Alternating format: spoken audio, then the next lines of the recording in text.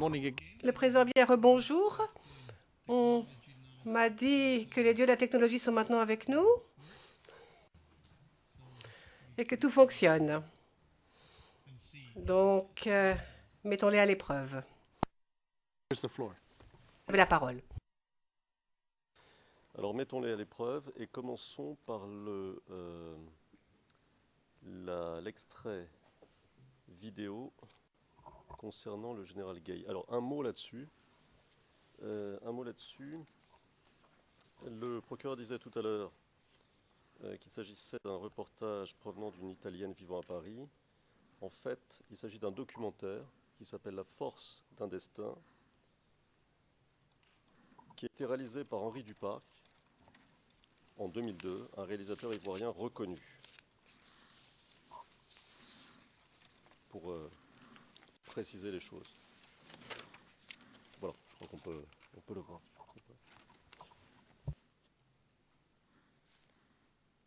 Le régime du président Bédié venait d'être renversé par un coup d'État militaire.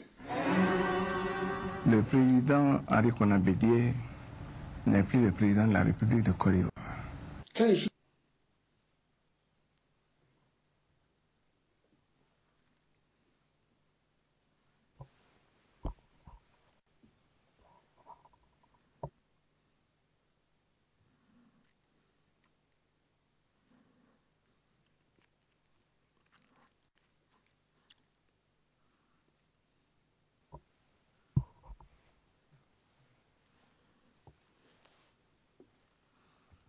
Monsieur le Président.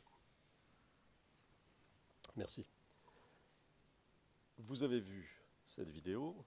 Pouvez-vous d'abord nous dire qui apparaît sur cette vidéo? Laquelle? À l'instant. Les militaires, là? Oui. Oui. Voilà, ok.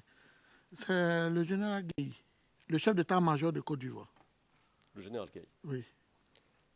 Avez-vous reconnu d'autres militaires sur les images? Oui, mais ça a été chose. Je connais des militaires sur l'image. Ça a été chose, c'est-à-dire... C'est un peu trop... Ça s'est vite arrêté. Monsieur le Président, avec votre autorisation, nous souhaitons faire un screenshot de l'image.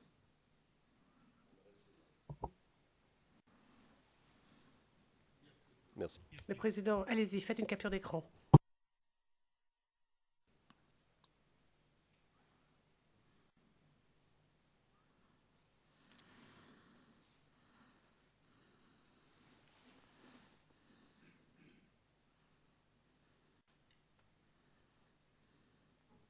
Alors, monsieur le témoin, vous avez sous les yeux, autour du général Gay, au moins 2 visages. Est-ce que vous les reconnaissez? Les 2 visages qui apparaissent bien là, je ne les connais pas bien. Mais les autres, je ne vois pas bien le visage. Mais à ma connaissance, c'est la vidéo qu'on connaît bien. Je crois que c'est le commandant Ibrahima Koulibaly qui est là. Et je crois que l'autre, là, c'est Bokayapi. Donc, pour que les choses soient très claires, régime, vous nous dites que vous connaissez cette vidéo déjà. Oui, je la connais. Et que c'est de mémoire, parce que là, c'est vrai que c'est pas très... Ah, peut-être là, on voit mieux. Il faut bien indiquer. Alors, pour les fins d'enregistrement, Monsieur le Président, c'est un deuxième extrait qui a été, dont l'image a été arrêtée, qui est plus précis que le précédent. Et sur ce deuxième extrait, c'est là,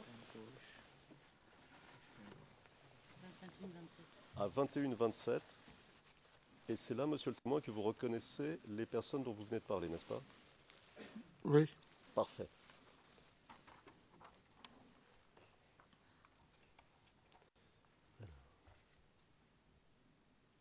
Le commandant Ibrahim Koulibaly,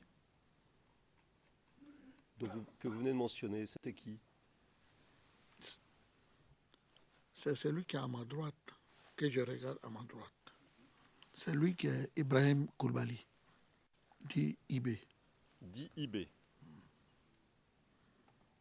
Donc tout à l'heure, quand vous parliez du commando invisible et que vous disiez qu'il était commandé par IB, c'est ce même IB dont vous parliez. Oui? Oui, monsieur. Oui, maître.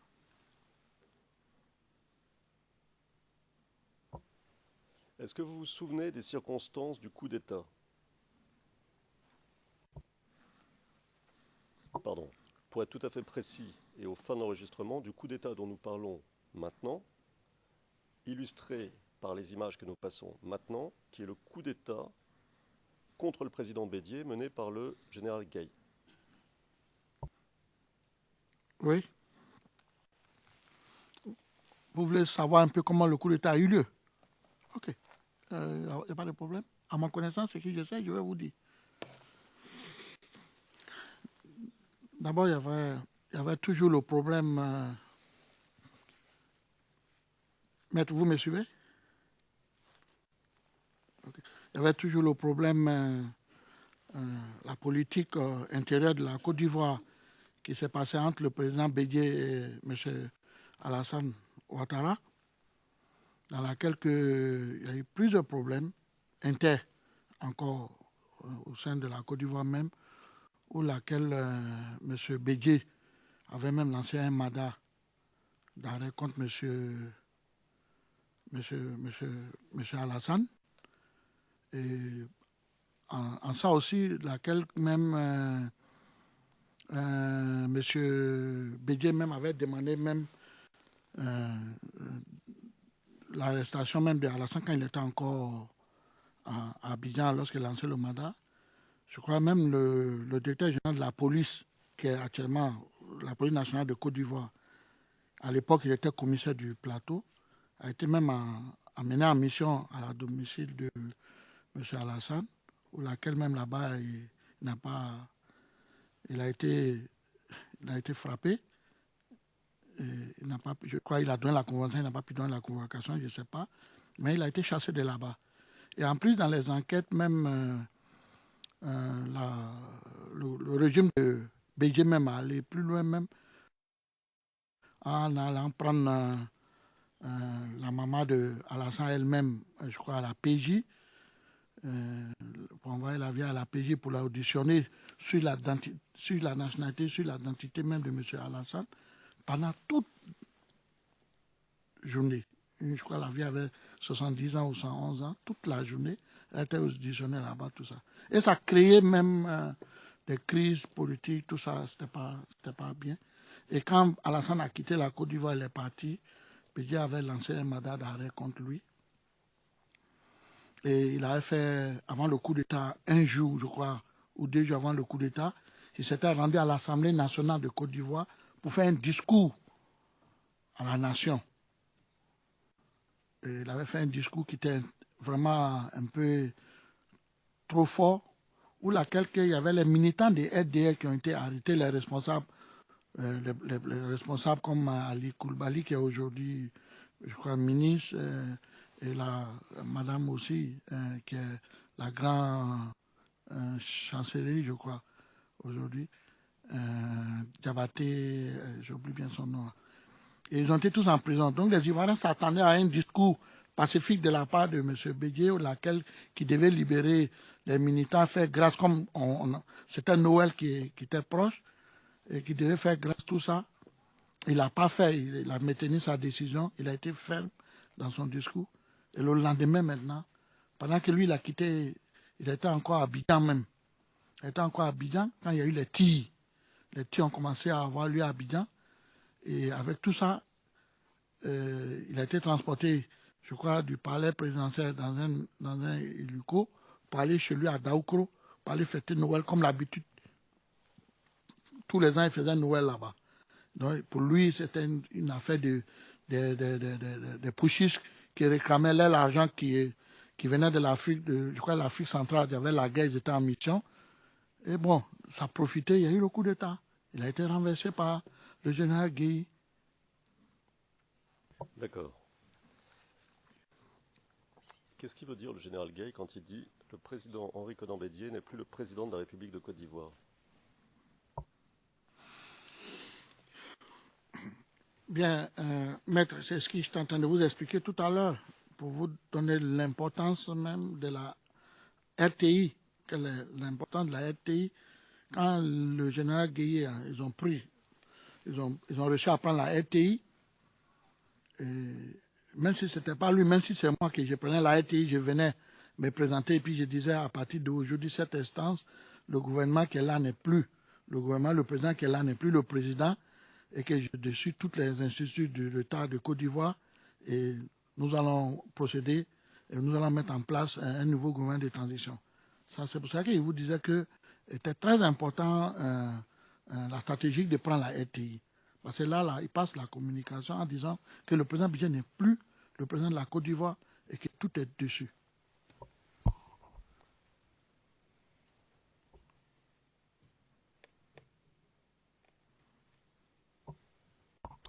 Donc, la prise de la RTI est une étape essentielle de la prise du pouvoir et vous venez de nous dire que c'est illustré par le coup d'État mené par le général Gay qui, lorsqu'il prend la RTI, peut apparaître, ou apparaît comme le nouveau détenteur du pouvoir, c'est ça? Oui, bien, il était devenu le nouveau maître de la Côte d'Ivoire. Ce coup d'État dont nous parlons, c'est janvier 2001, c'est ça? Oui, je crois bien, 2001. Non, non. Je crois. C'est quelle date ce coup d'État? 99, non? 99, d'accord. Voilà. D'accord. Ouais. Donc en 99. Et à votre connaissance, un peu plus tard, est-ce qu'il n'y a pas eu de nouvelles tentatives de prise de la RTI à l'occasion de nouveaux coups d'État? Si, maître, je l'ai déjà dit ce matin. J'ai dit, il y a eu, pendant la période de la transition militaire, il y a eu 2 ou 3 fois des tentatives de coup d'État contre le général Gueye lui-même.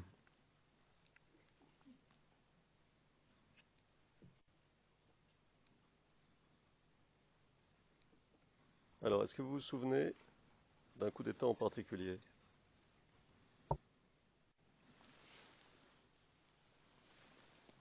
Oui, je crois que je me souviens d'un coup d'État où il y a eu des morts. Il y a eu des morts où la résidence même du général Gueye a été attaquée. Lui-même, il a échappé de justesse.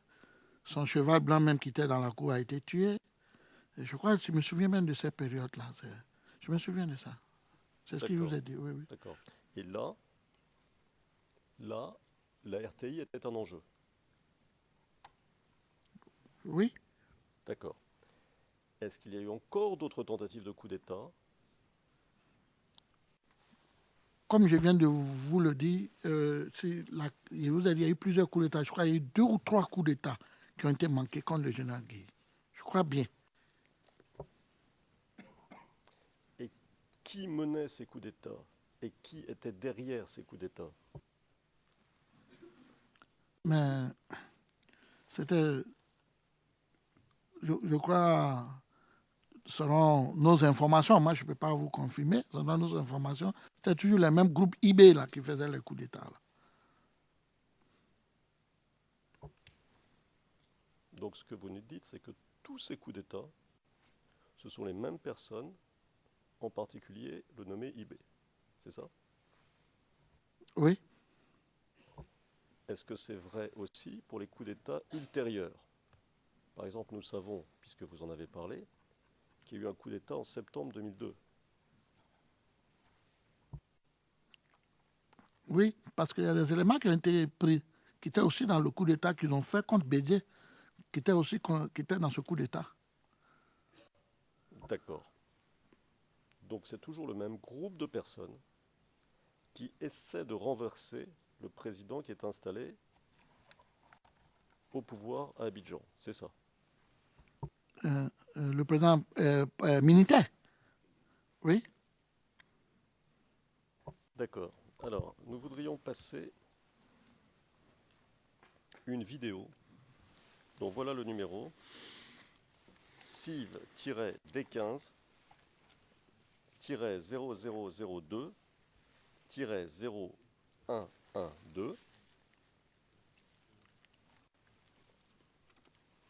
timecode 1421 à 1444 qui est un extrait du journal télévisé de France 2 France 2 étant une chaîne française, du 8 janvier 2001.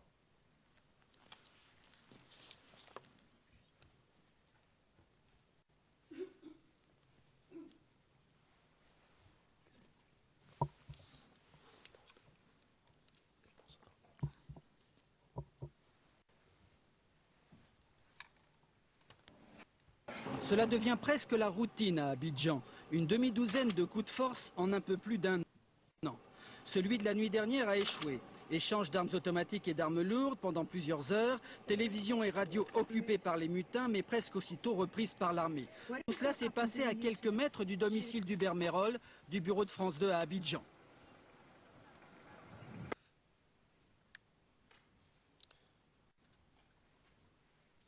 Vous avez pu voir l'extrait? Pas le début n'était pas sorti. Ah. Monsieur le Président, avec votre autorisation, est-ce qu'on peut repasser le début? Yes. Oui, allez-y.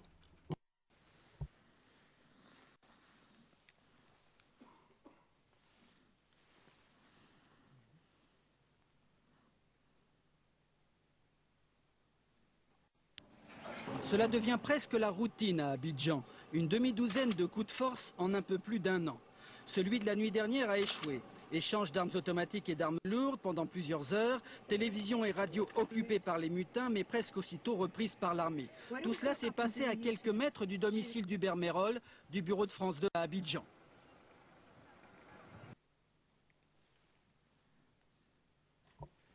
Alors, monsieur le témoin, est-ce que vous voyez à quoi ce reportage fait référence? À quelle tentative de coup d'État ce reportage fait référence?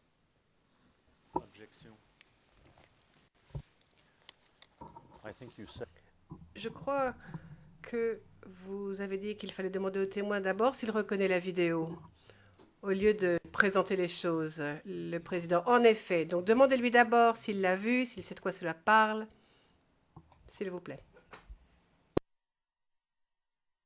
Ça, c'était lorsqu'il a été question de ce document open source, dont c'est vrai, on ne sait pas grand-chose. Ici, il s'agit d'un extrait d'un journal télévisé français.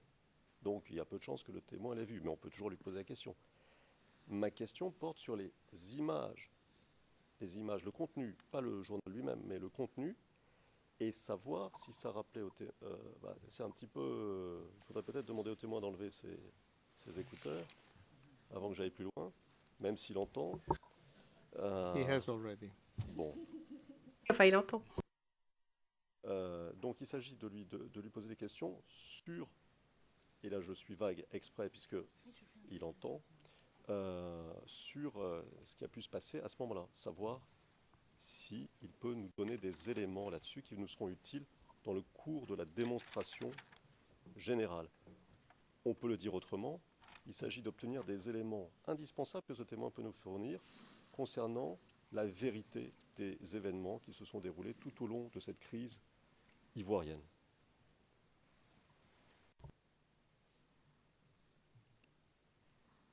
Yes, but it's not very... Oui, enfin, ça n'a pas grand-chose à voir avec notre affaire, avec cette vidéo, quand même. But in any case, I just... Cela dit, très bien, allez-y, posez la question. Et, bon, alors je vais procéder un peu autrement, de manière, disons, plus progressive. Ces images que nous venons de voir vous rappellent-elles quelque chose? Oui, ces images me rappellent, mais ces images, moi, je ne les ai jamais vues à la télé. Moi, je n'ai pas regardé ces images, mais je sais que c'était la période que je viens de vous dire tout à l'heure, les attaques de coup d'État échouées. C'est de ça que j'ai parlé. D'accord. Et vous nous avez parlé d'une succession de coups d'État en nous donnant des éléments d'information très intéressants. Là, il s'agit de quel coup d'État, si vous pouvez nous le dire? Si je me rappelle, ça doit être peut-être la deuxième ou le premier coup d'État. Parce que je vous ai dit, il y a eu 2 ou 3 coups d'État échoués dans la période de transition.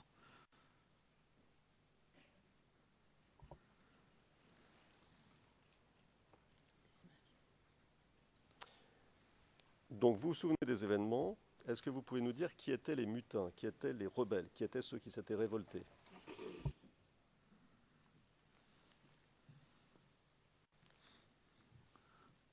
Mais à ma connaissance, ils avaient arrêté des personnes. Donc, je pense que c'est toujours les mêmes qui faisaient les mêmes actions de coup d'État. Puisqu'il y avait des gens qui ont été arrêtés par les gens du général Gueye. Donc, je pense que la gendarmerie peut mieux situer, parce que moi, je n'ai pas le rapport, mais je sais que c'est toujours les mêmes qui faisaient les mêmes coups d'État. D'accord. Et pour illustrer vos propos de tout à l'heure, il est dit dans le reportage « Télévision et radio occupées par les mutins ». Oui, c'est ce que je vous ai dit. Donc, c'est votre témoignage que de dire qu'à chaque fois qu'il y a un coup d'État, une tentative violente de saisine du pouvoir, elle passe par l'occupation de la RTI. C'est bien cela? Oui, c'est bien ce qu'il a dit depuis que je suis là, et c'est la vérité. En Afrique, quand tu fais un coup d'État, il faut prendre la télévision. Très bien. Alors, il y avait une deuxième vidéo, Monsieur le Président, qui devait être passée, avec votre autorisation.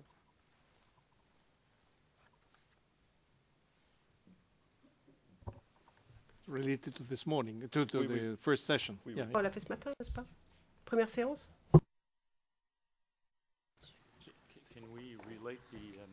Monsieur McDonald, est-ce qu'on pourrait avoir à nouveau le RN, s'il vous plaît? Ce serait fort utile, en tout cas pour le dossier. Bien sûr. Alors, le numéro CIV-D15-0001-0578. C'est un... Alors, le timecode du début à la seconde 52. Et c'est un extrait du journal télévisé de la RTI du 16 décembre 2010. Du 16 décembre 2010.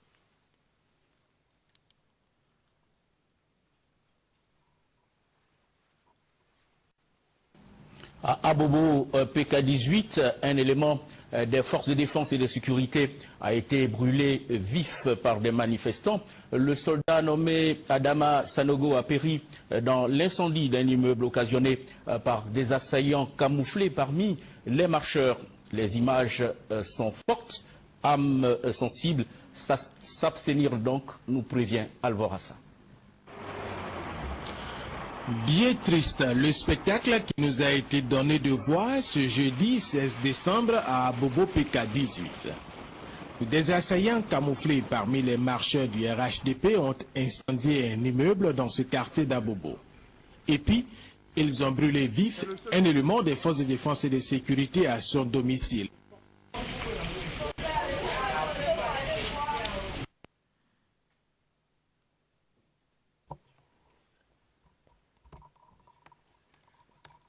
Monsieur le témoin, vous avez vu ces images atroces. Est-ce que c'était cela que vous vouliez dire tout à l'heure, quand vous disiez que les corps habillés avaient été chassés et que certains avaient fui et d'autres avaient été tués? Est-ce que vous aviez en tête des images comme celle-ci ou cette image en particulier? Non, c'est pas qu'il y a des images, d'autres images, mais c'est un exemple que je vous ai donné, comme ce que vous venez de voir. Comme je vous ai dit aussi que il était arrivé un moment, il y avait la guérilla. Il y avait la guérilla, les gens étaient organisés en guérilla. Et ça fait que les gens s'en prenaient un peu à tous ceux qui étaient des FDS. Il fallait que les gens quittent Abobo. Mais il y avait d'autres personnes aussi qui n'ont pas été brûlés, mais qui ont été tués, qui étaient des policiers, qui habitaient à Abobo. Et ça, tout le monde sait, c'est la vérité. Et ces attaques et ces meurtres de policiers ou de FDS en général, est-ce qu'elles ont eu lieu aussi en dehors d'Abobo? Je ne sais pas. Il y a eu des attaques un peu partout. Il y a eu plein d'attaques partout. Je ne sais pas. Je ne peux pas savoir si... C'est qu'on est en train de parler d'Abobo. Je suis en train de vous expliquer comment ça fait que les gens, les fonctionnaires qui travaillaient, qui habitaient à Abobo, qui quittaient Abobo, qui n'habitaient plus à Abobo. pour que les choses soient claires, parce que nous, après, on va relire ce que vous avez dit, et il faut que ce soit clair, parce qu'on ne se rappellera pas nécessairement de tous les détails. Oui, bien sûr. Vous nous dites qu'il y a eu, il y a eu des attaques menées par des rebelles partout dans la ville d'Abidjan. C'est cela? Je vais dire même partout en Côte d'Ivoire, ce n'est pas seulement dans la ville d'Abidjan. Moi, je vous parle en général. Moi, là, je vous parle de la crise en général. Vous êtes des techniciens, vous voulez savoir des choses précises, mais moi, je vous parle en général. La Côte d'Ivoire a connu une guerre, une crise, où il y a eu des problèmes partout. C'est de ça que moi, je vous parle.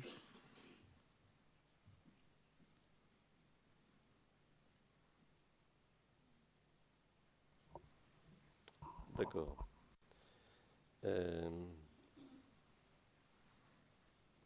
Bon, mais écoutez, je crois qu'on peut passer le 3e extrait que nous avons essayé de passer ce matin, avec votre permission.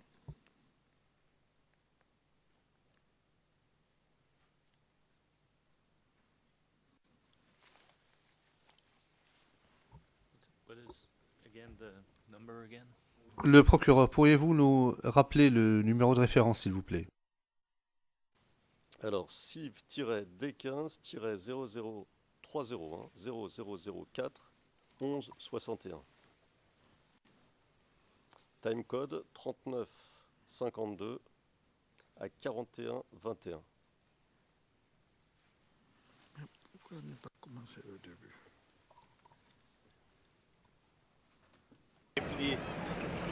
La cachette principale pour le combat du fameux carrefour Agrippa. C'était la cachette principale où les éléments se cachaient ici pour attendre les chars, les éléments de pro-Gbagbo. En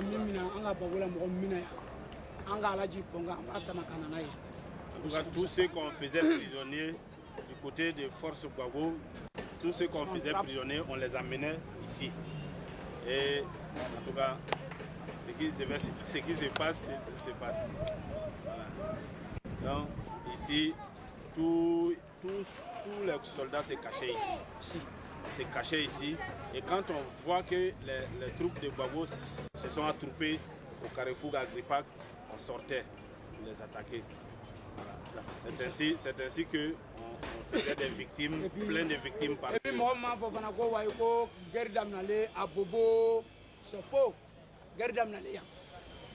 En tout cas, tous ceux qui disent que la guerre a commencé à Bobo, non, ça c'est faux. La guerre a principalement commencé à PK18 ici. C'est moi qui parle. PK18. Donc, le jour de la marche, le 16 décembre là. Le 16 décembre, le jour de la marche là. En tout cas, toute la ville d'Abidjan était concernée par la marche. Mais après la marche, les combats se sont déroulés à PK18.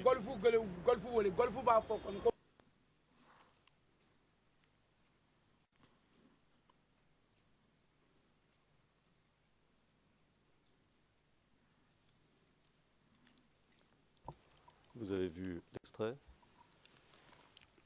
Oui, maître. Reconnaissez-vous quelqu'un sur ces images? Est-ce que les différentes personnes qui sont là vous disent quelque chose? Non, mais pas du tout. Cette vidéo, je l'ai déjà vue, mais pas, je ne les connais pas, ceux-là. Je ne les ai jamais vus. Alors, vous avez déjà vu qui? Peut-être à la télévision, hein. Je ne vous demande pas si vous les connaissez personnellement. Je vous demande si ces images vous sont familières d'une manière ou d'une autre. Non, je vous demande si ces figures, ces personnes vous sont familières d'une manière ou d'une autre. D'accord. J'ai vu ces images-là sur les réseaux sociaux. Je ne l'ai jamais vu à la télé. D'accord. Est-ce que l'une de ces personnes, j'en vois 5 là, sur l'image que j'ai devant les yeux, est-ce que l'une de ces personnes, vous l'avez déjà vue ailleurs, sur une autre image,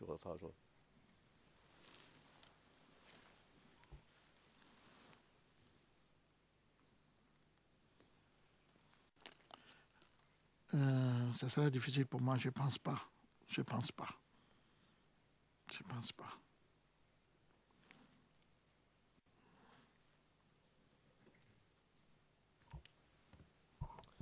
Bon, on va revenir à Bobo si vous voulez bien. Oui.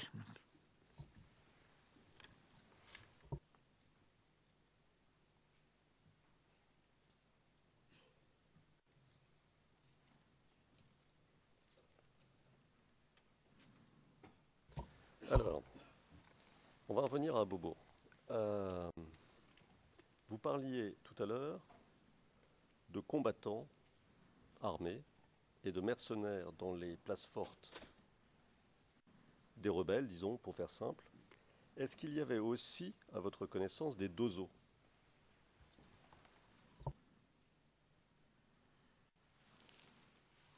Ben, moi, je l'ai dit, ici, les dozos, ce sont des chasseurs traditionnels que eux, ils ont pris part ils ont pris part à la crise ivoirienne. Ils ont vraiment pris part à la crise ivoirienne. Et ce n'est pas caché. On les voit partout, même jusqu'à aujourd'hui. Les dozos, aujourd'hui, sont là dans certains villages après la sécurisation de la population. Ils sont là jusqu'à aujourd'hui. Ce n'est pas quelque chose qu'on va cacher. Tout le monde le sait. Toute la Côte d'Ivoire le sait. Les dozos ont pris part de la crise ivoirienne. Ils ont pris part dedans. Vous voulez dire qu'aujourd'hui, les dozos sont toujours présents dans des villages, si c'est ce que vous venez de dire, ou à Abidjan, parce que c'est l'une des questions que je vous pose, pour assurer la sécurité. Autrement dit, et c'est ma question, est-ce qu'ils font office de force de l'ordre? Bon, s'ils font office de force de l'ordre, ça, je ne sais pas, ce n'est pas à moi de définir ça, mais ce qui est sûr, c'est que je vous dis, puisque après la crise, dans les périodes, nous, on a fait des tournées politiques. Nous avons fait des tournées politiques, nous sommes allés dans les villages pour aller apaiser et calmer les Ivoiriens et les demander à se réconcilier. Il existe toujours des dozos.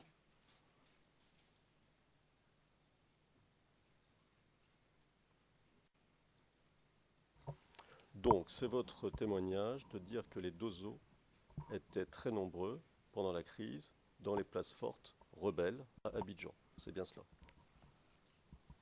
Oui, les dozos sont beaucoup nombreux. Les chasseurs traditionnels sont beaucoup nombreux. Ce sont des chasseurs traditionnels du Nord. C'est une vieille histoire.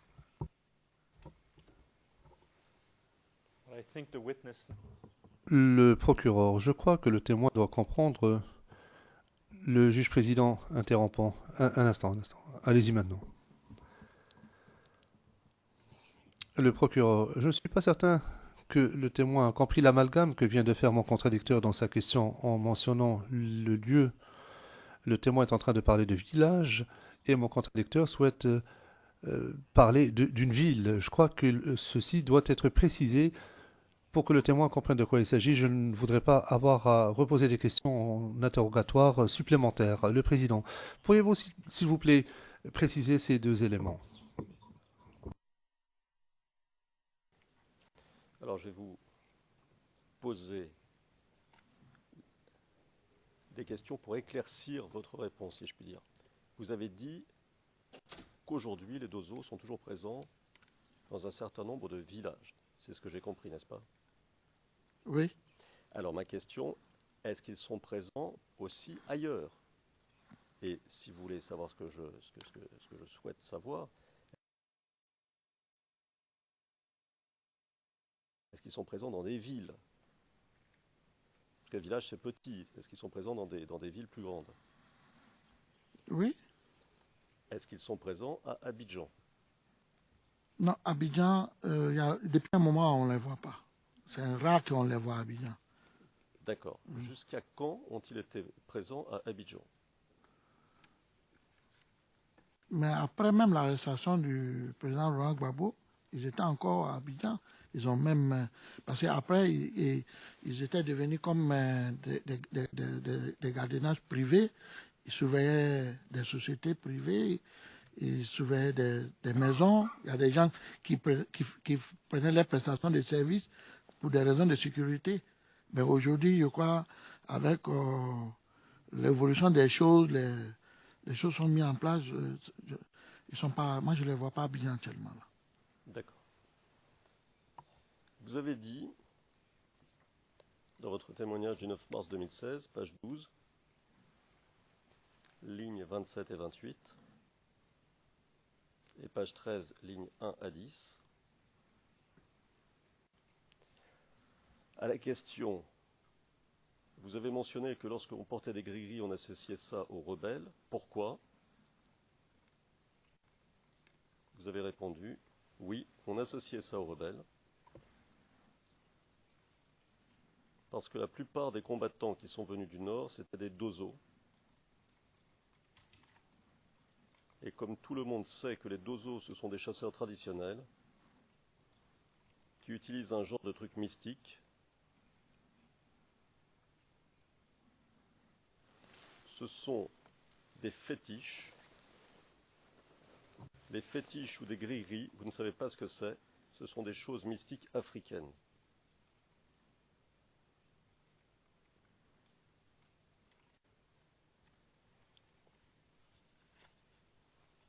Alors, est-ce que vous pouvez nous dire ce que c'est précisément et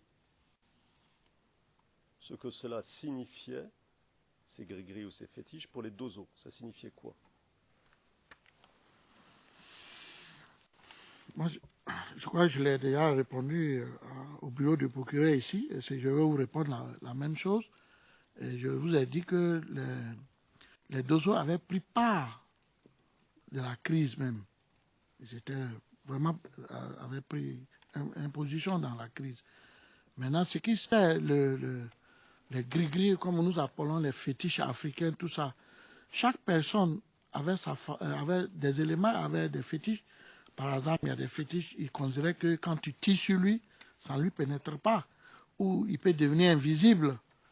Il peut devenir invisible devant vous. Il y en a d'autres même, ils s'arrêtent au mur et puis ils traversent le mur. Ils avaient toutes sortes de fétiches mystiques, qui avaient des pouvoirs mystiques. Moi, c'est ce que... Et moi, je les connais bien, les dozos. Ils ont des pouvoirs mystiques. D'accord. Combien, si vous pouvez nous le dire, si vous pouvez nous donner une simple approximation, combien, à votre avis, pouvait-il y avoir de dozos à Abidjan pendant la crise? Mais ils étaient nombreux quand même. Ils étaient beaucoup nombreux. Ça peut être peut-être 2000, 3000, 4000, je ne sais pas, mais ils étaient nombreux. Hein. D'accord. Et à un moment, en mars 2011, sont venues, fin mars, d'autres troupes rebelles du Nord. Est-ce qu'elles étaient accompagnées de dozos? Quand vous dites fin mars, quelle année? Fin mars 2011. 11. Ou début avril 2011. Dans la période où on était vers la fin de la crise. Là. Ok. Oui. Mais comme je vous ai dit, je l'ai toujours dit ici, que il y a eu beaucoup. Ils étaient beaucoup. Les films, vous avez les films, vous avez toutes les preuves. Il y avait beaucoup de dozos qui étaient venus, qui est rentré pour venir déloger le président Gbagbo. Beaucoup de dozos sont portés volontaires pour venir déloger le président Gbagbo. Beaucoup. Et donc, si l'on prend simplement ceux qui arrivent à ce moment-là, en fin mars ou début avril, je parle des dozos, ceux qui arrivent à Abidjan à ce moment-là, combien sont-ils à peu près? Une simple approximation, si vous pouvez la faire. Moi, à ma connaissance, ils étaient plus de 5000. Hein. Parce que pour venir déloger Gbagbo à Abidjan, il fallait le faire. Bon.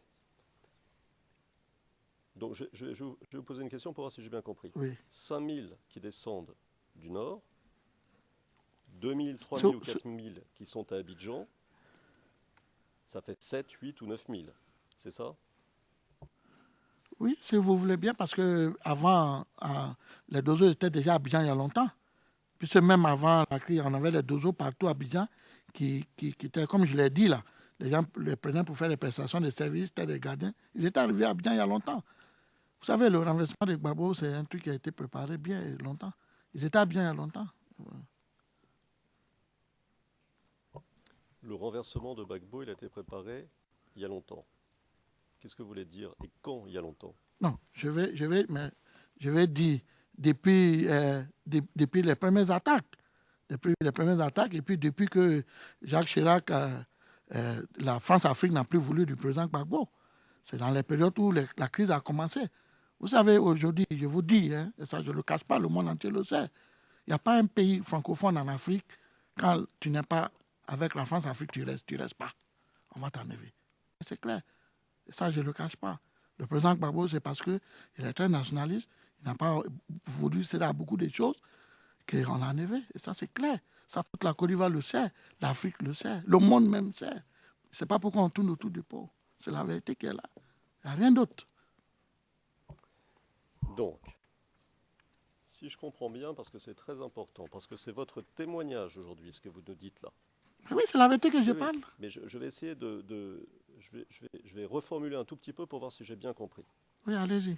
Ce que vous nous dites, c'est qu'il n'y a pas un pays en Afrique, ou plutôt, il n'y a pas un dirigeant en Afrique francophone qui ne puisse rester au pouvoir sans l'aval de la France.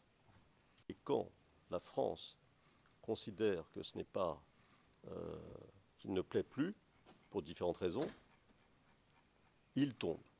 Et vous avez illustré ça avec le cas du président Gbagbo, en disant que dès la période du président Chirac, alors il faut expliquer peut-être à la Chambre que le président Chirac a été président en France de 1995 à 2002, pour situer les choses, c'est-à-dire au tout début de la crise ivoirienne, que dès la période du président Chirac, il a été décidé de faire tomber le président Gbagbo. C'est ça que vous nous dites, c'est ça votre témoignage. Oui, c'est ça que je suis en train de dire. Je l'ai dit en général même, de l'application de la francophonie. Je le dis, dans les pays d'Afrique francophone, les anciens colons français, quand un dirigeant africain qui ne fait pas l'affaire du colon, on l'enlève par tous les moyens.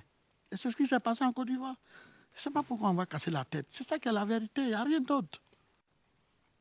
On se casse la tête parce que c'est un procès, donc Excusez-moi, maître, oui. Si vous me permettez, Monsieur le Président. Je vous donne un exemple.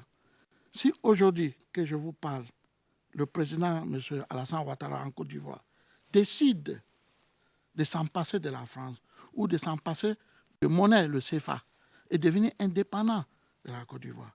Demain matin, il serait le premier dictateur de l'Afrique. Il serait accusé d'être le premier dictateur de l'Afrique. Il serait accusé de tout pour qu'on puisse l'enlever. Aujourd'hui, il y a la stabilité, il fait l'affaire de la communauté internationale. Vous avez vu la crise qui s'est passée, la guerre de la Côte d'Ivoire. Les gens, tout était détruit. Mais puisqu'il est soutenu, il a fait une ouverture politique avec les autres pays, il est soutenu aujourd'hui. Aujourd'hui, ils ont mis les moyens à sa disposition. Et le pays a retrouvé sa stabilité, les constructions partout. C'est pour vous dire que tout ça, ce n'est pas intérêt. Rien que intérêt. Il n'y a pas de pro-Alassane, il n'y a pas de pro-Gbagbo. Il n'y a que des Ivoiriens qui sont manipulés, qui ont des problèmes. C'est tout.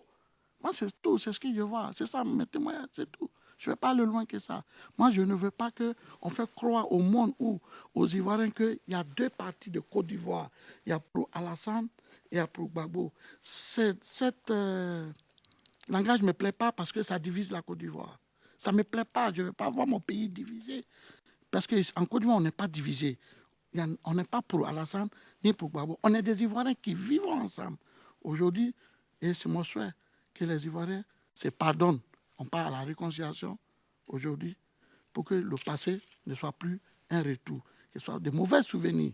Parce qu'il y a eu trop de morts, trop de pertes humaines. Mais comme je vous le dis, c'est ça le problème. Le problème de Gbagbo, la France n'a plus voulu de lui. Et c'est clair. Quand vous voyez le discours de la première dame, ce discours qui a été...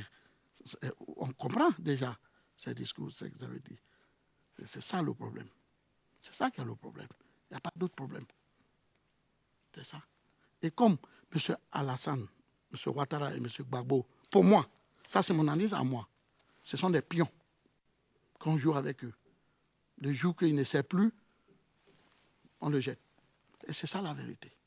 Monsieur Maître, c'est ça qui est la vérité. Et toute la Côte d'Ivoire sait ce qu'il a dit, c'est ça qui est la vérité. Et c'est ça la crise. Il n'y a rien d'autre. Il n'y a rien d'autre. Merci, Maître. Merci à vous. Merci, Maître. Des pions, que ce soit bien clair, aux mains de qui? Aux mains de qui? Mais des pions de ceux qui pensent qu'ils sont nos maîtres, nos colons, la France.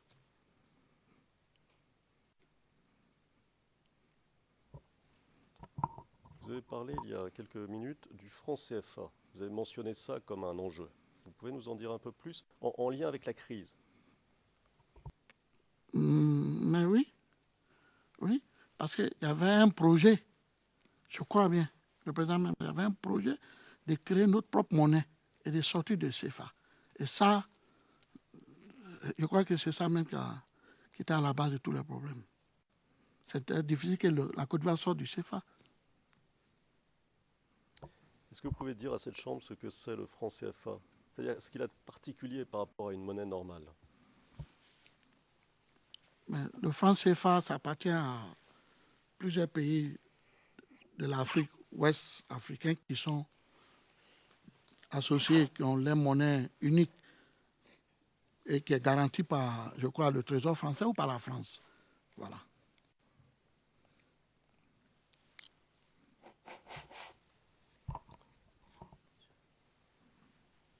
Bon, je reviens à la marche de la RTI, si vous voulez bien. On a vu les appels des jeunes leaders du RHDP, dont vous aviez parlé. Et vous nous avez parlé aussi de l'appel du Premier ministre, je vous cite, du Premier ministre nommé par M. Ouattara. Alors, ce Premier ministre était qui? C'était M. Soro Guillaume, qui est aujourd'hui le président de l'Assemblée nationale. Et avant d'être le Premier ministre d'Alassane Ouattara, il était le Premier ministre de qui? Il était le Premier ministre de M. Laurent Gbagbo, sous le régime de Gbagbo.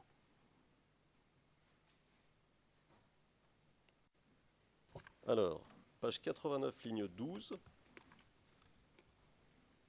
de votre témoignage du 8 mars 2016, vous dites, je vous cite, son appel, donc vous faites référence à l'appel de Guillaume Soro, a été fait devant les forces républicaines.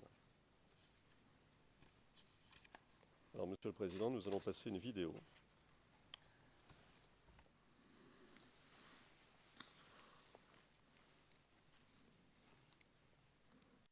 Le numéro est le suivant. CIV-15-0001-05-70. C'est un timecode. 2 minutes 41 à 3 minutes 30. 2 minutes 41 à 3 minutes 30. Et c'est un extrait du journal télévisé de la RTI du 17 décembre du 30 décembre 2010, diffusé le 30 décembre 2010. Voilà.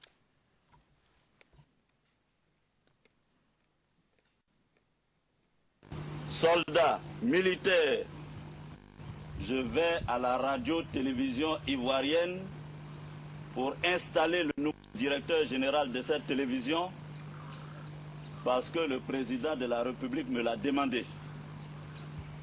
Vous devez vous tenir prêts. Donc, il faut que vous vous mobilisiez. Jeudi, nous allons à la télévision. Je compte sur vous. Et le moral? Non, et le moral? Voilà.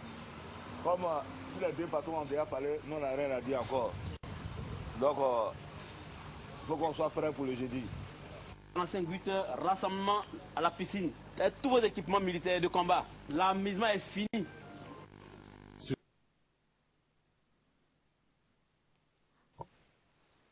Alors, vous avez vu la vidéo? Oui, maître. Parfait. La personne qui parlait au début, c'était qui? C'était le Premier ministre, M. Soro Guillaume. D'accord. À votre avis, où se trouvait-il quand il a fait ce discours? Là, ils sont à l'hôtel de golf. Alors, vous nous en avez un peu parlé ces derniers jours, mais qu'est-ce que c'est l'hôtel du Golfe?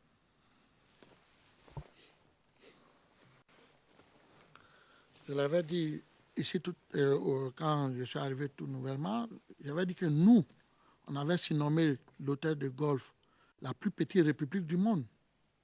Donc pour nous, c'était une république. Est-ce que vous pouvez nous dire rapidement, parce que nous, un hôtel, on imagine un bâtiment. Comment se présente l'hôtel du Golfe? Bon, au départ, l'hôtel de golf, c'est un lieu, c'est un hôtel pour recevoir les étrangers, tout le monde. Mais comme pendant la campagne, M. Alassane Ouattara avait pris l'hôtel de golf pour faire son quartier général, parce que c'est comme ça que je comprends le qui je vous comprenez, c'est le quartier général qui est devenu maintenant pour la campagne du président Alassane Ouattara. Et après, quand les choses sont passées, comme vous le savez, il y a eu le président Gbagbo qui a été proclamé président et M. Alassane qui a été proclamé président. Il fallait sécuriser l'hôtel de golf par l'ONU. C'est comme ça que l'ONU a déployé des chars à l'entrée comme à la sortie, à la voie principale, tout, pour sécuriser ce lieu. Et puisque à partir de là, le président Alassane a nommé un gouvernement, avait nommé un premier ministre et avait nommé des ministres. Et à partir de là, il a commencé à diriger la Côte d'Ivoire. C'est pourquoi on a surnommé la toute petite république du monde. Merci. Comment vous comprenez l'appel de Guillaume Soro? C'est-à-dire un Ivoirien lambda, un Ivoirien moyen. Il entend ça, il comprend quoi? Bon, moi je parle... On demande une opinion au témoin.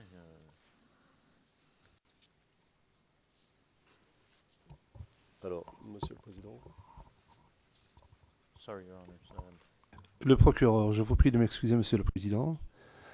On sollicite un avis de la part du témoin.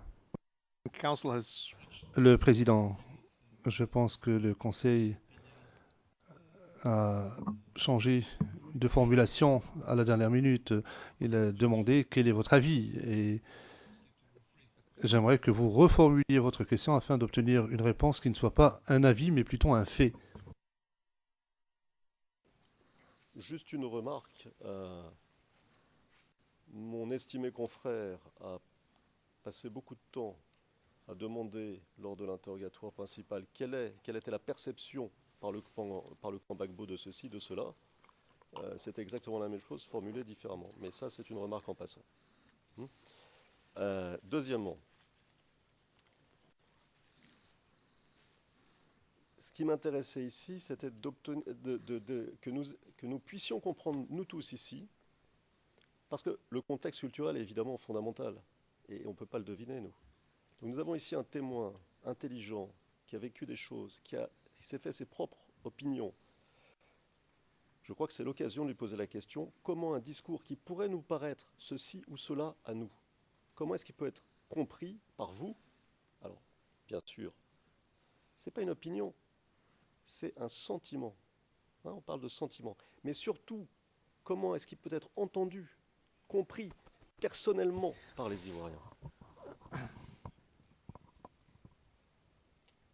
How he perceives it is okay. Le juge président, que vous lui posiez une question sur sa perception, certes, mais de là à lui demander comment les autres ont pu percevoir la chose, c'est autre chose. Posez-lui une question sur sa perception à lui. Très bien. Donc, monsieur le témoin, je vais vous poser une question sur ce que vous avez ressenti, compris du discours. Compris. Merci, maître. Le président, ce que je voulais vous dire, je ne pourrais répondre moi-même à ce qui me concernait moi-même. Je ne pourrais pas répondre qu'est-ce que les autres pensaient. Mais moi, ce que j'ai vu dans ce discours, c'était un appel par tous les moyens. C'est comme ça que j'ai vu, moi c'est mon analyse, c'était un appel par tous les moyens, par la force, par les armes, par tous les moyens, aller à l'AET, installer le directeur général de l'AET parce que le président Alassane, qui est reconnu, devait en nommer, il faut qu'il soit installé. Ça, c'est comme ça que je vois, c'est comme ça que j'ai compris. Il dit par tous les moyens. Et lui-même, il a dit par tous les moyens. Soro même l'a dit.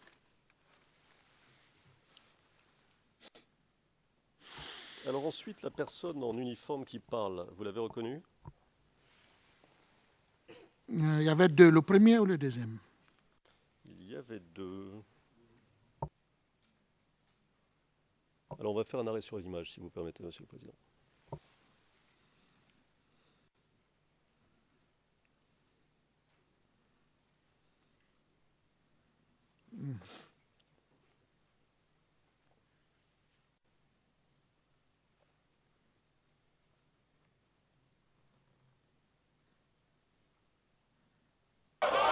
Non, le moral. Voilà. Comme si les deux patrons ont déjà parlé, nous on n'a rien à dire encore. Donc, il faut qu'on soit prêt pour le jeudi. 45 heures, rassemblement à la piscine. Tous vos équipements militaires de combat. L'amusement est... Alors, celui qui parle de dos. Alors, il est de dos aujourd'hui, enfin, il est de dos maintenant, mais vous l'avez vu de face il y a quelques secondes. Alors, est-ce que vous pouvez vous souvenir de son visage? Et si oui, le reconnaissez-vous? Oui, je le connais. Qui est-ce? C'est le commandant Moro.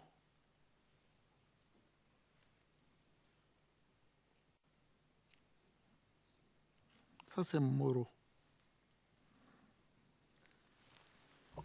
Et avant, il y avait un autre monsieur, qui est-il? Oui, lui, c'est le commandant Isaka Ouattara dit Ouattao. C'est lui que j'avais expliqué ici qui m'avait sauvé la vie.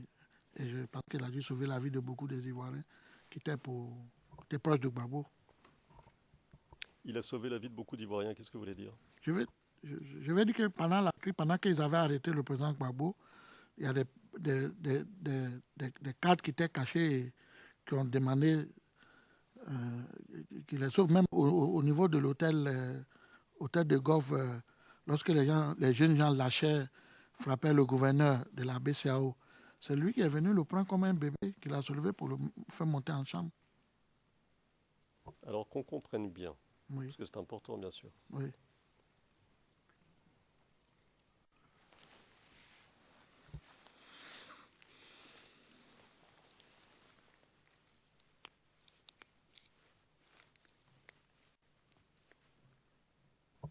Alors qu'on comprenne bien. Après, ce que vous nous dites là, hein, vous me dites si j'ai mal compris. Après la chute du président Gbagbo, il y a eu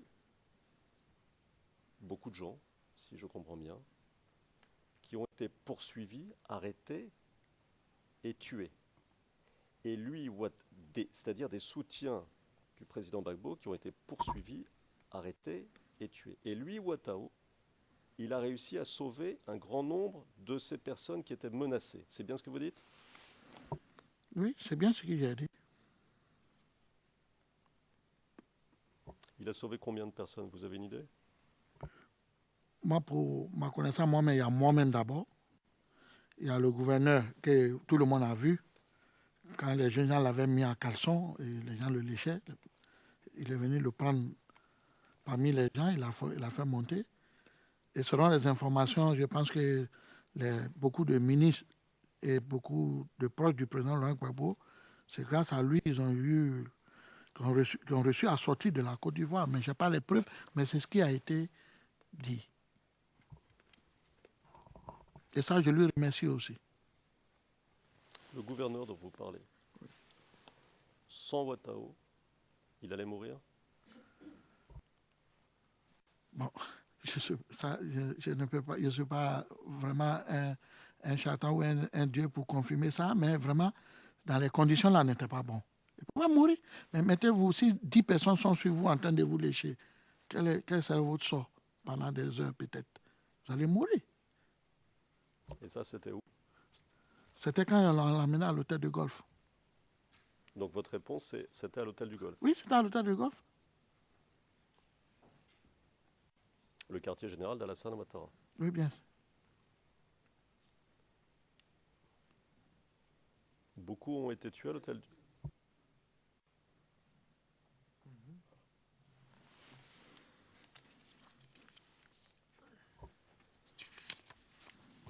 Beaucoup ont été tués à l'hôtel du Golfe. Mais sincèrement, ça, je ne peux pas savoir, parce que je n'ai pas d'informations sur ça.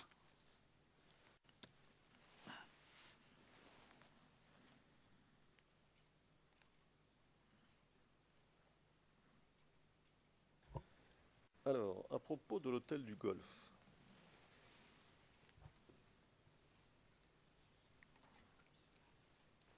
les soldats qu'on a vus là, sur la vidéo, auxquels parlait Ouattara, c'était qui? C'était le FRC, la force républicaine que M. Ouattara avait nommée. Depuis quand ils étaient à l'hôtel du Golfe? Ça, je ne peux pas savoir, mais ils sont à l'hôtel du Golfe il y a longtemps, je crois, mais je ne peux pas savoir le jour J. Non, non, non, pas le jour. Ouais. Mais ils étaient à l'hôtel du Golfe depuis que je crois les élections étaient finies et que les choses ont commencé. D'accord. Vous nous avez dit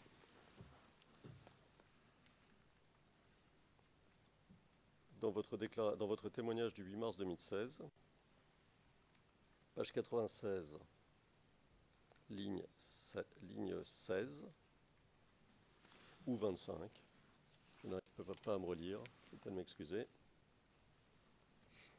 qu'ils étaient, je vous cite, autour de 1000 ou 500. Vous confirmez? Oui. Donc, si je comprends bien, il y avait entre 500 et 1000 soldats rebelles stationnés à l'hôtel du Golfe. C'est ça? J'ai bien dit, il y en avait, ils étaient déjà nommés comme la force républicaine. D'accord, je comprends que ce soit important pour vous. Voilà. Je comprends que ce soit important pour vous.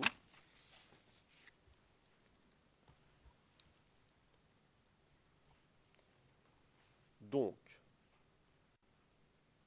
il y avait entre 500 et 1000 soldats des forces républicaines qu'à l'époque vous appeliez rebelles, c'est bien ça? Oui. D'accord. Étaient-ils bien armés?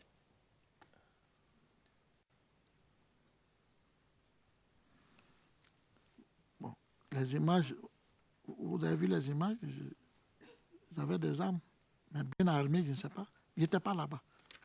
À votre connaissance?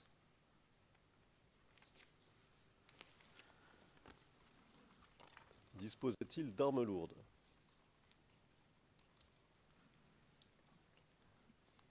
Les armes lourdes qui étaient là-bas, que moi je connaissais avant que même il y ait le blocus, tout ça, c'était les chars de l'ONU, les armes de l'ONU qui étaient là-bas.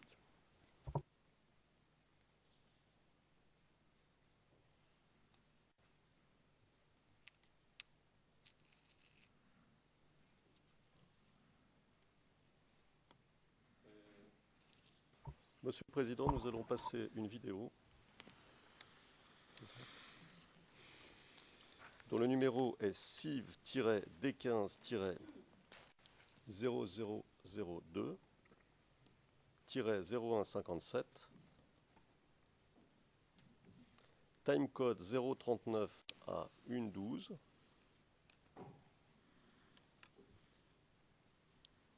C'est un reportage, ou plutôt un extrait, du journal télévisé d'une chaîne française qui s'appelle France 24,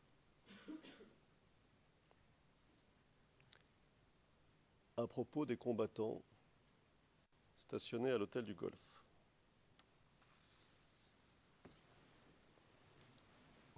Bon, la date du reportage? C'est 16 décembre 2010. C'était diffusé le 16 décembre. Ça a été diffusé le 16 décembre 2010.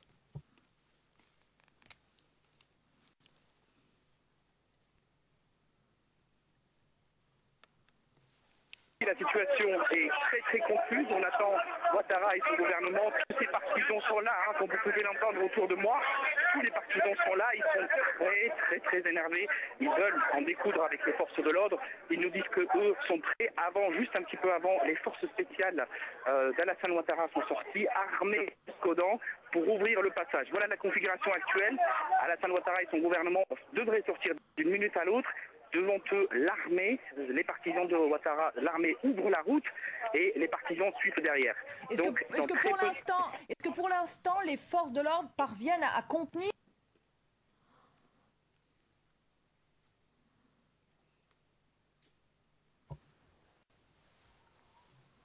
Alors, vous avez vu l'extrait? Oui. Oui. Et il est fait mention de force spéciale d'Alassane Ouattara. Je parle de moi, c'est bien force spéciale. Force spéciale d'Alassane Ouattara, armée jusqu'aux dents. Le journaliste français. Objection.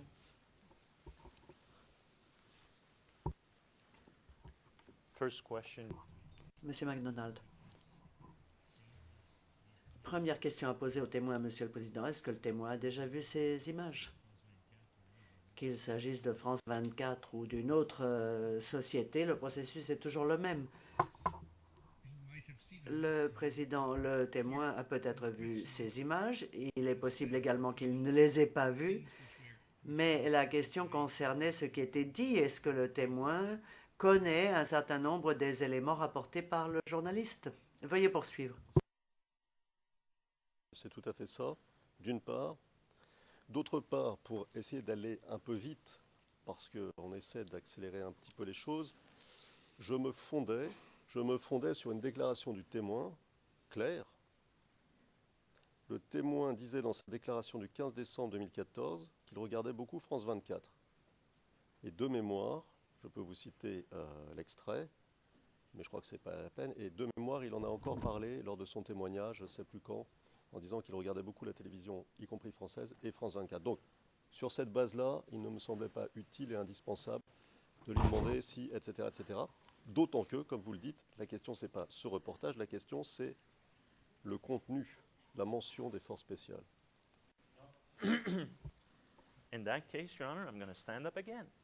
Monsieur MacDonald, dans ce cas, Monsieur le Président, je me relève. Pourquoi est-ce qu'il ne pose pas la question au témoin sans la vidéo? Pourquoi est-ce qu'il montre la vidéo au témoin? Parce que nous ne sommes pas ici pour être trompés. Il faut dans ce cas demander au témoin s'il reconnaît les images. On ne peut pas introduire des éléments de preuve de cette façon. Sinon, il faut faire venir le journaliste ou le caméraman ou qui que ce soit qui est responsable du tournage de cette vidéo, ou bien on en demande le versement directement. S'agissant du contenu, le témoin sait et a compris qu'il peut être interrogé sur le sujet, qu'il peut être contre-interrogé éventuellement, même sans voir les images. Mais ce qui est en train de se passer ici avec cette vidéo, c'est ce qui a été interdit à l'accusation. Je comprends que la partie adverse peut agir de la sorte, mais le témoin a des informations dans la tête qui lui viennent des images qu'il a vues dans la vidéo. Donc, la technique est exactement la même que celle qui a été reprochée à l'accusation, que l'on pose des questions au témoin directement.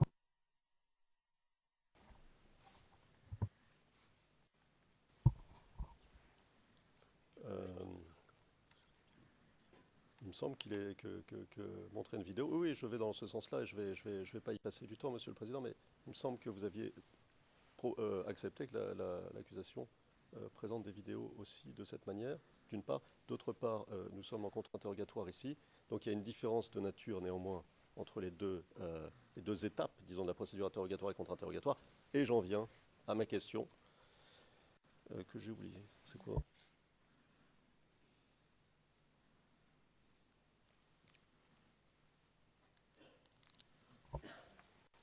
Alors,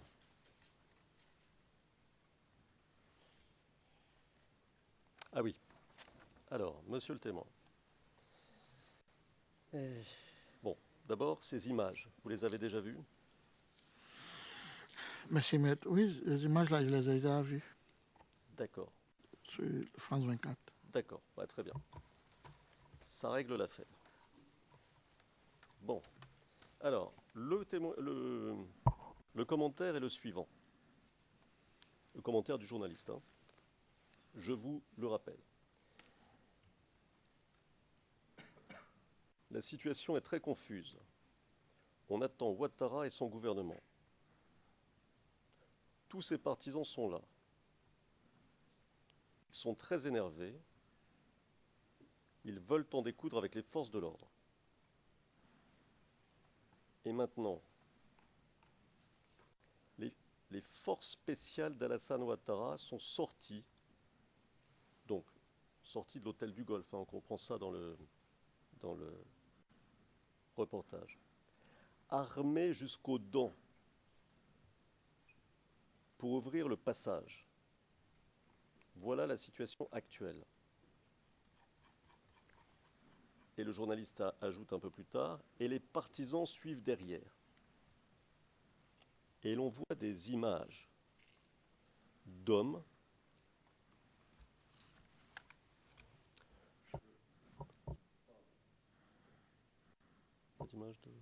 d'hommes armés. Bon. Donc, armés jusqu'aux dents, évidemment, vous savez ce que ça veut dire. Est-ce que vous saviez à ce moment-là, le reportage est du 16 décembre, que des hommes, je cite, armés jusqu'aux dents, tentaient de percer jusqu'à la RTI?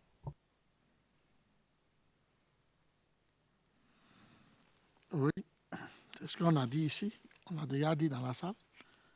J'ai expliqué que la stratégie, c'est que les gens viennent de l'hôtel de Golfe et que les forces républicaines qui étaient basées là-bas, que la journaliste a appelé force spéciale peut-être, d'ouvrir le chemin, ça dit, se mettre devant les marcheurs, puisqu'il y avait le blocus, il y avait les FDS, il y avait les blocus qui empêchaient les marcheurs pour venir à la RTI. Donc il fallait ouvrir. Bon, ça c'est des thèmes militaires. Il faut ouvrir le chemin. Ouvrir le chemin comment? Puisque vous allez vous affronter avec d'autres militaires en face de vous. Donc, il va y avoir un affrontement militaire. Et que peut-être celui qui va prendre le dessus, que le chemin est ouvert, les marcheurs pourront marcher pour aller. Et je crois que c'est ce qui n'a pas eu lieu. Ils n'ont pas pu. Ils n'ont pas pu. Merci. Alors, tous ces soldats dont vous parlez, entre 500 et 1000 soldats que vous nommiez rebelles à l'époque, FRCI aujourd'hui. On a vu l'un de leurs chefs, vous nous avez dit Ouattao. Y avait-il d'autres chefs à l'hôtel du Golfe ou, je peux poser la question autrement, à qui obéissaient-ils tous ces soldats? Mais, maître, les choses sont, c'est vrai, c'est technique, c'est juridique, tout ça. Mais les choses, dans l'esprit des gens, c'est simple. M. Ouattara a été reconnu comme le président. Et ces militaires que vous avez vus comme M.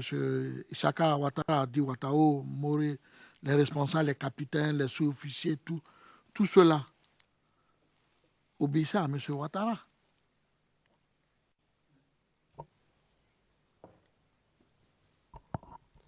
Je vais vous reposer la question. On y va.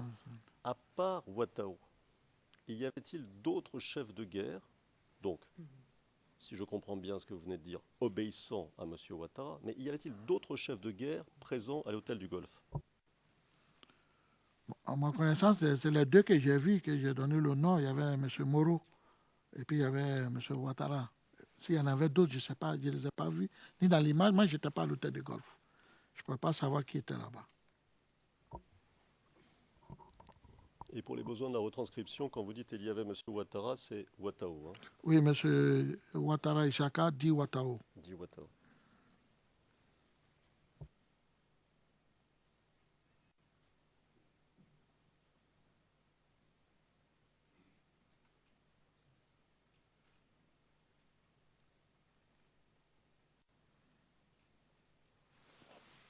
Qu'est-ce qu'il dit Ouattao? Son discours, pour quelqu'un comme vous qui l'entendez à la télévision, vous le prenez comment? Non, ce que moi j'ai compris, et j'ai analysé, il a dit les deux chefs ont parlé. Les deux chefs ont parlé, c'est-à-dire le président de la République, M. Ouattara, et le Premier ministre Roguium ont parlé. C'est les deux chefs qui parlent. Les deux chefs ont parlé et qu'il n'y a plus rien à dire et qu'il n'y a plus d'amusement. C'est ce qu'ils ont dit. Il me semble qu'il a dit autre chose, non? Bon, peut-être je n'ai pas bien compris.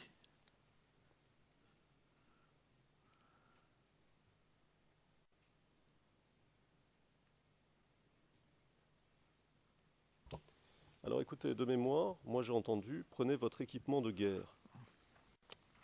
C'est ce que j'ai bien compris? Oui, c'est ce qu'il a dit. C'est ce qu'il a dit. Est-ce que c'est lui qui a dit au Moro, il ne sait pas entre les deux? C'est que c'est entre les deux, il y a un qui a dit, prenez les équipements de guerre et soyez prêts. Soyez prêts pour le jeudi. Pour le jeudi. Ouais. Pourquoi le jeudi, c'est quand? C'est quoi le jeudi? Qu'est-ce qu'il y avait de spécial le jeudi? C'est le jeudi qu'il devait marcher, parler à la télévision. Je crois que c'était le 16, non? Je crois bien. Donc le jeudi, c'est le 16 décembre 2010. Le jour de la marche sur la RTI, c'est ça? Oui, maître.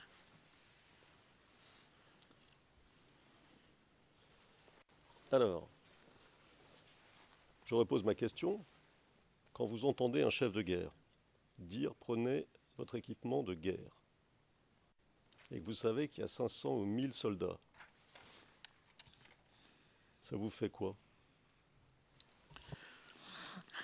Mais dans le cadre militaire, dans le thème militaire, quand un haut gradé de l'armée demande aux militaires de se mettre prêts et de préparer les équipements, c'est d'aller en guerre.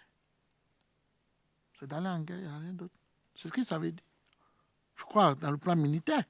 Je ne sais pas, moi je ne suis pas militaire, mais je pense que c'est ce que ça veut dire. Si je comprends bien, c'est ce que ça veut dire. Des militaires qui demandent, un patron des militaires qui demande à ses officiers, ces militaires de se préparer demain et de préparer tous les équipements de guerre pour aller au front.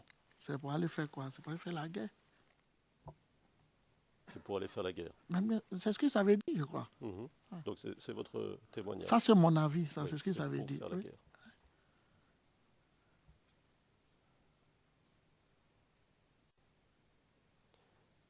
Vous êtes un habitant d'Abidjan? Oui, maître. Oui. Est-ce que vous aviez peur en entendant ça?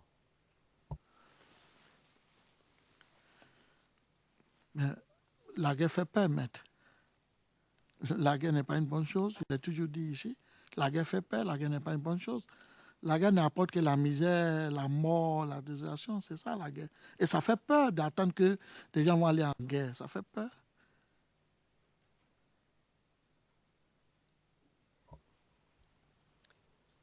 Vous nous l'avez dit, ces images ont été tournées un peu avant la marche, peut-être un jour, peut-être 2 jours avant la marche, puisqu'on dit jeudi, n'est-ce pas? Jeudi prochain, il y aura la marche, c'est ce que vous nous avez expliqué. Vous les avez vues quand, ces images-là, vous? Je les ai vues en France 24, je crois, un jour avant la marche ou 2 jours avant la marche, je crois bien. Mais si vous me permettez, oui, ça, vous savez, la crise, on était arrivé à un moment où les journalistes internationaux, nationaux, tout le monde était trop impliqué dans cette crise. Donc même quand tu dis je m'avais fait pipi, on filmait, rien échappait. Tout le temps, c'était sur la Côte d'Ivoire, on montrait tout.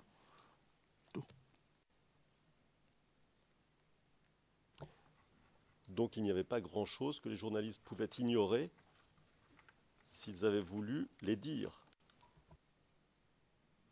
Oui.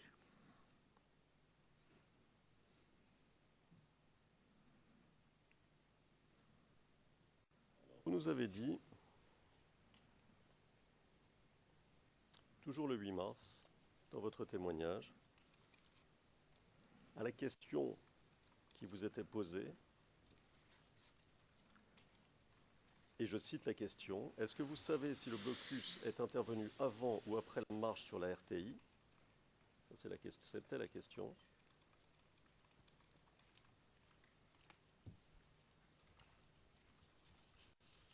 Vous avez répondu, je vous cite, « Je crois bien, c'est quand ça a été commencé qu'il devait y avoir la marche qu'on a mis le blocus. » Ça a été commencé. Annoncé. Pardon, je vous prie de m'excuser. Je me relis mal. Je vais relire la phrase. Je crois bien, c'est quand ça a été annoncé, c'est-à-dire la marche, qu'il devait y avoir la marche qu'on a mis le blocus. Donc, vous nous avez dit que le blocus a été installé, c'est comme ça que je comprends l'affaire, juste avant la marche, pour bloquer la marche. Est-ce que j'ai bien compris? Normalement, comme je l'avais dit, je crois, dans mes déclarations, même à vous et les choses, je crois que le blocus a été fait avant la marche. Bien sûr, ça a été fait avant la marche. Mais ce n'était pas fait seulement uniquement à cause de la marche. Ça a été fait, c'était pour bloquer toutes les entrées et les sorties qui se passaient à l'hôtel de golf. Bon.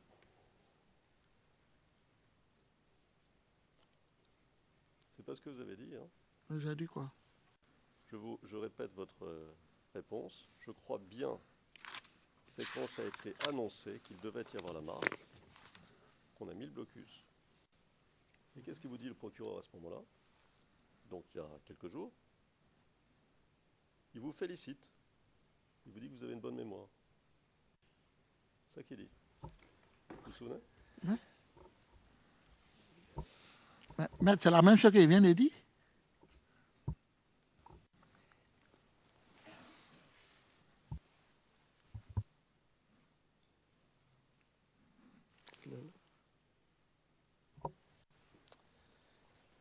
Alors,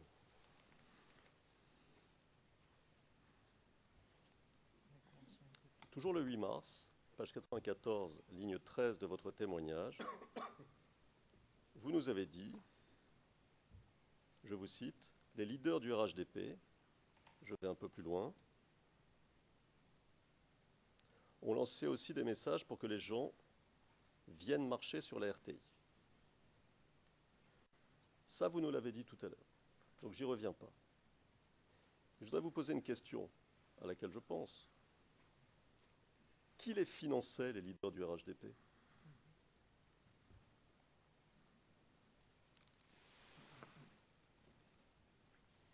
Maître, je ne sais pas du RHDP, je ne sais pas où viennent les financements. Je ne sais pas. Je ne sais pas où viennent. Je n'ai jamais parlé de ça, je crois, s'il y a un bon mémoire.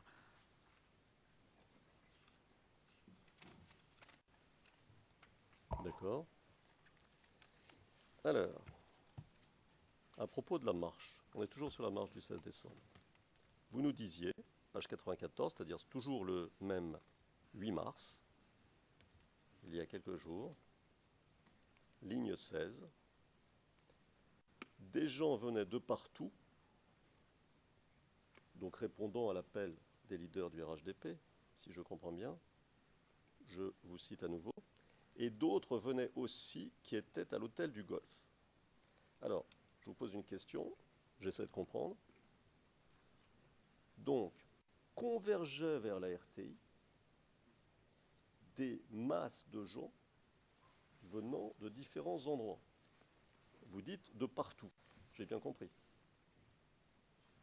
Oui, maître. D'où exactement?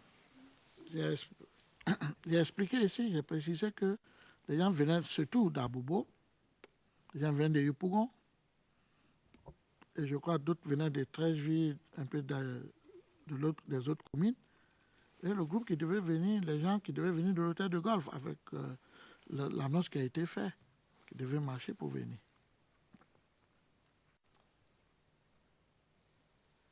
Est-ce qu'à votre connaissance, l'un de ces groupes devait passer à proximité de la résidence présidentielle? Je ne connaissais pas les passages, Mais si ils avaient choisi de passer par là, mais c'était un peu loin quand même. En venant de Tête de Golfe, c'est un peu loin de la résidence du président. Parce que je ne vois pas les raisons pourquoi ils vont faire un parcours pour venir par la maison du président et puis ressortir, aller encore. Non, je pense que c'est tout. Quand tu viens de l'hôtel de Golfe, c'est tout droit. Tu viens à la RTI, je crois. Monsieur le Président, il est presque 1 heure. Je crois que, enfin, je m'en remets à votre décision naturellement. No, I was just waiting. Le président j'attendais